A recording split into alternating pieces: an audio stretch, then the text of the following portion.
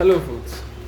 So, in this video, I wanted to talk about how you're not at all responsible for others' emotions. I mean, it is true that you can make mistakes in life at times. You can hurt others literally, physically, and all that. Of course, technically speaking, in those cases, you are responsible for their emotions or hurt and whatnot. But there are so many cases where you are not responsible for people's emotions. I mean, most times, or at least you can't control it, right? You may be responsible. Let's say you are in a very close relationship with someone, say a friend or a romantic partner and all. Usually, the emotions that people in a romantic relationship or in a relationship go through, say a friendship, group of friends, and whatnot, the emotions that people go through, usually all of the people involved in the relationship are actually responsible. But in general, in a lot of day-to-day activities and day-to-day interactions and whatnot, you are generally not responsible for people's emotions and people's behavior. It is all in their control. It is all up to them. No matter what they do, what they say, how they behave, their actions, their emotions and all that, their beliefs, their mindset, fixed mindset, growth mindset, whatever, right?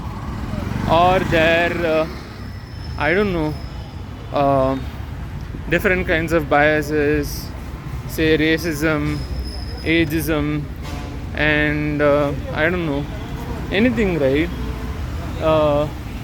Is basically just them. It's all about them. You are not in control of it.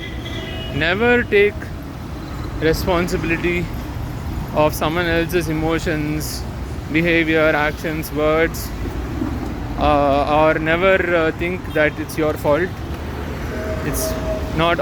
It's not always your fault. It's most probably not your fault, unless it's a very, very close relationship with some person, which is very rare because you just have a very few people in your circles who are very close to you. But you interact with so many other people generally in your day-to-day life, in your life in general as a whole, right? So you probably go to work, you probably go buy groceries, you meet people, you say you meet business owners at grocery shop, the guy who is actually at the, or the person who is actually at the billing counter, cashing counter and whatnot. You probably meet all these people, and if let's say they have a sad long face, and it's possible that it's because of you. For example, they are just for some reason annoyed that you look like something or you said something and whatnot. Maybe you were just asking some question, but they were just pissed to answer that question. They just didn't want to answer questions and whatnot. It could be anything.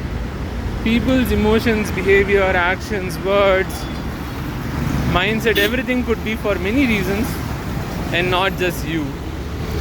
There's a lot of psychology and whatnot, so never take full responsibility of someone else's emotions. And understand that you are responsible and you are accountable for your own emotions, your own actions, your own behavior, words and whatnot. Similar to how you are not responsible for others' actions, emotions and whatnot, others are also not responsible for your emotions, mood, behavior, beliefs, principles, values, your actions, words, whatever it is, right? Your mindset and whatnot. So you are accountable and responsible for you, and you can control you. Just remember that, and also remember that